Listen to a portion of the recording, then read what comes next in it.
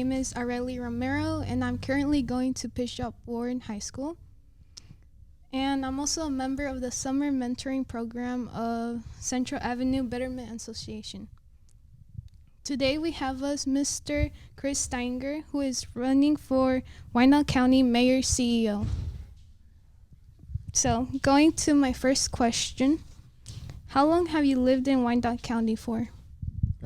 Well, I was born and raised in Wyandotte County. I'm 59 years old. I was born in 1962 at the former Bethany Hospital, which was right here on Central Avenue. It's been demolished, but I grew up in the Muncie area out at 65th and K32, which back in the day, before there were so many traffic signals, you could come to Central Avenue in about 5 minutes. So growing up as a small boy, my father was in politics, and I came to Central Avenue many times as a young boy. So I've watched this Central Avenue area go from being vibrant to being kind of dark and run down, and now it's vibrant again. I'm glad to see that it's changing for the better. That's good. How are you going to connect and work with the community? Yeah. Well, I have a long history of volunteerism in the community. When I was a little boy, maybe 8 years old, my mother was one of a group of women who saved the old Grincher house. It's a historic home out on K32. And so I was taken as a small boy to do chores and do volunteer work. And ever since then, I've been active in the community. In the 1990s, I served on the board of directors for Grincher House, also Caw Valley Arts and Humanities, an arts organization that promotes arts here in our town. I've been active with CABA since the early 90s. I started coming to CABA meetings when they met in the basement of the old fire station down the street. I've been active in neighborhood groups since the 1990s and other neighborhood groups. So I've been active here in Wyandotte for a long, long time. I've done a lot of volunteer work. We had a huge flood in 1993. I helped build sandbag wall to save the water treatment plant in the 90s. In the 2000s, we had a tornado come through western Wyandotte County, and I helped do tornado cleanup during that time. So I've been active at many levels in the community. And then the second thing I would say, I was state senator, El Senador, for Wyandotte County for 16 years. This was 1996 to 2012, and my territory was the entire southern half of the county. So Rosedale, Armourdale, Central Avenue, Turner, Argentine, the Muncie area, all the way to Edwardsville. This was my entire district. So I represented this area, including Central Avenue, for 16 years. I know every street, almost every piece of every business in the area, and I know many families. So it's very easy for me to be comfortable working with the community because I've been doing it for so long. Have you had any type of criminal records recently or in the past? No, thank goodness. I try and keep my nose clean. Sometimes, like all of us, you get a little bit angry with other people, but so far I've not had to go to jail or be arrested. That's very good. Tell me how you will organize and plan your work for the city. Yeah. Well, our city, Kansas City, Kansas, and Wyandotte County has for a long time been what we call machine politics, a Democrat machine, but really people that are mostly just managing the city for themselves for their own benefit. And this has gone on for about 50 years. A lot of insiders handing out jobs to their nieces and nephews and handing out no-bid contracts to their aunts and uncles. It's a very unfair situation because it causes our taxes to go up and it causes our utility rates to go up. And all of us, it doesn't matter if you're white or black or Latino or Asian or old or white collar or blue collar, all of us are paying too much property taxes and too much utility rates. So my goal is to take on the old machine and try and eliminate some of this duplicative spending and all the nepotism that goes on. Everybody wins. It doesn't matter what race you are, it doesn't matter what neighborhood you live in, but we've all been, this machine has run the county into the ground, and it needs to be ended. And I have the intelligence, I've been active in the community, I know how to do it, I know what needs to be done, and I've got the backbone to do it. So, have you, in your experience, what is the key to developing a good community? Well, it's many things. It always starts with people. If you have good people that work hard and try hard and care about their community, then you can make a better community. if you have people that don't want to work and they throw garbage and they shoot and kill one another, then you have a bad community. So the best thing we can do is the best thing we can do, and it's difficult, but get people to know each other and then work together. When people learn to know each other and like each other, it's more difficult to hate someone that you know and like. So the first is to get to know one another ever better. I think this is best done through neighborhood groups, neighborhood festivals, this type of thing. But once we all can kind of learn better to work together, we can make a better community. You see that here. I've seen that here in Central Avenue area for 30 years. For 30 years, the CABA organization works together. They do trash cleanups, they clean up at the parks, they do festivals, they do neighborhood business promotions, they have neighborhood group meetings, but it's a way for people to get to know each other and like each other and work together. So I think this is the best way. What is the most challenging part of budgeting for Wyandotte County? That's a really good question. Well, I'm a fiscally conservative person. I'm a business guy also. I own real estate. And with real estate or any kind of business, you cannot just keep raising the prices because people will go shop someplace else. But with the government, the UG and the BPU, they keep raising taxes and raising utility rates because they're a monopoly. And we don't have a choice. So I'm going to do the best to apply my business skills to managing the budget of the UG and reaching out also to the BPU. There's a lot of duplication of services. There's a lot of duplicated departments that cost us a lot of money, and all of us are paying for this. It's really not very fair. It doesn't matter what color you are. It doesn't matter what class you're from. It doesn't matter if you're old or young. Everyone's paying too much money for taxes and utilities. And this is because the UG and the BPU spend too much money. They have too many duplicated jobs, duplicated departments, and they tend to overpay for a lot of things as well. So I'm going to be much more fiscally conservative. I tell people I don't waste my money, and I'm not going to waste your money either. How do you control your emotions when speaking to people? Do you ever feel nervous, or are you more calm? Well, that's a good question. I've been speaking to people for a long, long time. I'm 59. I've been active in the community for more than 30 years. I've talked at many neighborhood groups. During my time in the state Senate, I was in the state Senate in Topeka 16 years. I learned how to get along with Democrat, Republican, Independent, old people, young people. In the state legislature, we have urban legislators from the big cities. We also have rural legislators from the countryside. And I just learned how to develop rapport with different types of people over the years. Also, frankly, working on my construction projects, renovating old houses, I hired many different guys and a few women from many different ethnic backgrounds. And I just learned to get beyond people's race or class and just learn how to dialogue with people and find common ground. So I've been doing it for a long, long time. And I'm just comfortable working with and talking with people. Provide an example of a time when you successfully organized a diverse group of people to accomplish a task. Well, once again, I would go back to maybe two things: either the political campaigns that I've worked on or the construction projects that I've worked on. I'll talk about construction because nearby Central Avenue is the historic Lowell School apartment building, which I own. It's at 1040 Orville, so very close by here.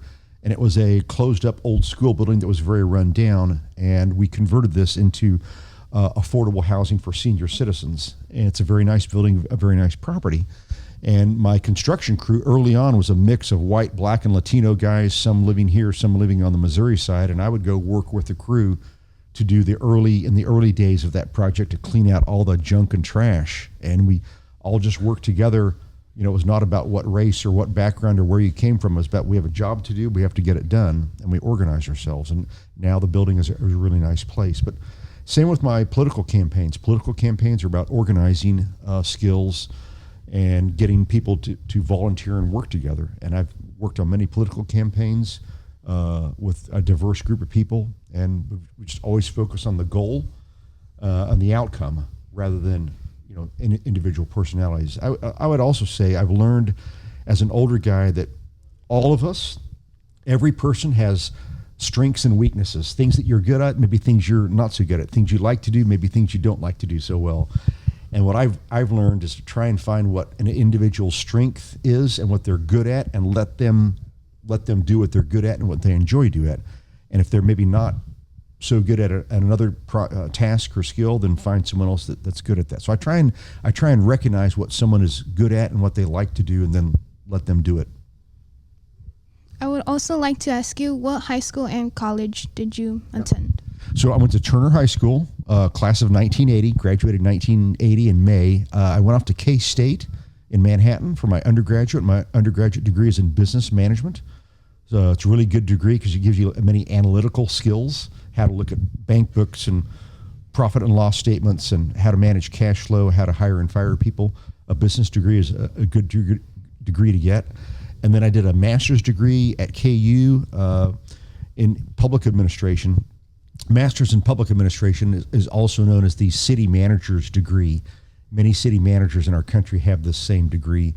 So I did a KU MPA in, I think it was 1991 was when I graduated. And I've done some overseas work. I did a couple of Fulbright Awards. These are teaching awards given out by the State Department. They're competitive. You have to compete to get one. So I've been a university level adjunct professor in Berlin, Germany, teaching a class, but also in China, Poland, Greece, and Ukraine. So I've been giving lectures about American government overseas. So I'm not a PhD professor, but I am a guest lecturer at universities. So do you enjoy traveling? Very much so. I love travel. I've been in 55 countries, including Mexico. I've been in Mexico 5 times, I think, including visiting our KCK sister city, Uruapan. If you know the city of Uruapan in Mexico, that's our sister city. But I've traveled in China. I lived in China, lived in Japan, lived in Germany, and I've traveled all over Southeast Asia. I've traveled in Western Europe, Eastern Europe, India, a lot of different countries. It's a good way to see the world and understand different ways of thinking. So many Americans never get outside of our country, and you get kind of locked into one way of thinking. And I think that's one benefit I have that's helped me a lot, is to go to other countries and other cultures and be the minority in other people's country and learn how they think and how they process information. It's not all done like the Americans or the Europeans. Japanese people think very differently than we do. Chinese people think differently than we do. Indians think differently than we do. So I've been blessed and lucky that I've visited a lot of different countries. Why do you want to run for mayor of Wyandotte County, and what will you commit yourself to? Yeah. Well, I got out. Why do I want to be mayor? It's because I want to implement some reforms and downsize the government and reduce property taxes and reduce utility rates. That's my goals. I was in politics a long time, in my 30s and 40s. I got out in 2012. I've had a nice, quiet, private life the past 9 years, but I've always had these ideas in the back of my mind about how to make Wyandotte County government better, how to spend less money, how to spend the money more efficiently, more effectively. And I've always had these ideas in the back of my mind. And earlier this year, a variety of people came up to me and said, "Chris, you should run for mayor. Now's the time. Chris, you've had all these good ideas about reforms. Now's the time." And I got to thinking to myself, I'm 59 years old. I don't want to go to my grave someday thinking I had those ideas and I didn't try. And I thought, I'm 59. I'm old enough to have wisdom, but young enough to have the energy. It's a good age to do this type of thing if you want to take on a big project, like take on the old machine and implement the reforms. So that's why I'm running, is I want to take a crack at reducing the expenses of our government, reducing our taxes, and reducing our utility rates. And I'm going to take on the old machine if I have to do that. I know how they think. I know how they operate. I think there's a lot of Americans here in Wyandotte County of all ethnicities, of both political parties, that want to see our taxes to go down and our utilities to go down. They want to see this machine-controlled spending spree to end. It's got to happen, and I'm the guy to do it. I would also like to ask, who or what gives you encouragement or hope? Honestly, when I go knocking doors, I've been knocking doors all over the community. Honestly, I've done this for years, since 1996. I've door knocked and talked to voters since 1996. But here recently, just going around to some of the neighborhood groups again, I've been out of politics 9 years. It was good to get away. It's good to clear the mind, to get out of politics for a while. But I've been back visiting some of the old neighborhood groups, and I've been back knocking doors in different neighborhoods around. And it's amazingly good feeling from people. They seem to still respect my name, and they're very interested in reform ideas. And so I get energy by talking to people who also feel the need for reform in our town. Okay, so before we let you go, do you have any last words you would like to say? Well, I appreciate the opportunity to interview here at CABA. Like I said, I've been coming down on Central Avenue since I was a little boy, so like more than 50 years. I'm really glad to see the upward, improved transformation of Central Avenue. In the late 90s, when I was a young senator, Central Avenue had a lot of closed up buildings with boards over the windows, and you drove around these neighborhoods and there were a lot of closed up houses and there was a lot of trash. And what I've noticed over the past 20 years is bit by bit, every one of these old buildings has a new business in it. Like just directly across the street, there's somebody working away. Maybe they're going to open a new restaurant. And bit by bit, all these neighborhoods around here are slowly but steadily, all the houses are getting fixed up. The yards look better. There's less trash. There's a lot of room for improvement. But I'm glad to see the transformation of Central Avenue and the Central Avenue area. It gives me hope. I'm very much of an urban core. I'm an urban guy. I'm an urban core rat, you might say. I'm not so much a suburban type person. I like the urban core neighborhoods. It's just where I feel better living. I live in Rosedale now. It's kind of been gentrified, but I've owned a lot of property around here. I've done well, but I just want to continue to see Eastern Wyandotte improve. It's really tough to improve things in this part of town, but it's worth trying, and I think I'm the guy to do it. Well, thank you, Mr. Steineger, for taking your time out of your day and coming to share more information about you. We wish you the best of luck in your work. Gracias. Mucho gusto.